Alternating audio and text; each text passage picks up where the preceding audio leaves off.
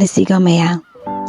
係一個冇人嘅早晨，好似跳芭蕾舞咁，眯起個腳尖行喺水池邊，聽住海浪聲，望住陽光一點一點咁照入心入面，嗰種感覺真係好寧靜。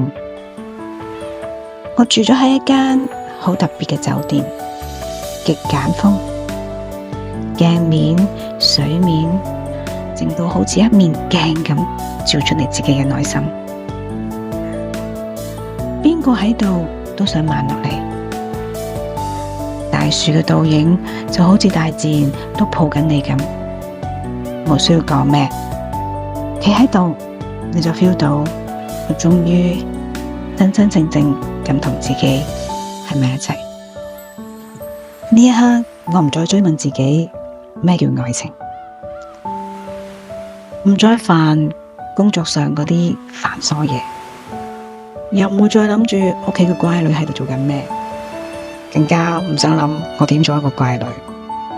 我只係想做返一個為咗自己踮起腳尖望住大海輕輕咁笑嘅女人。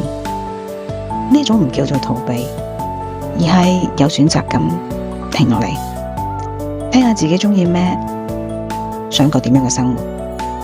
如果你都覺得到咗某一個位置好攰、好壓抑，不如俾自己一個空間，一個可以深呼吸嘅角落。冇人認同你都冇所謂喎，你會因為誠實咁面對你自己而慢慢發光。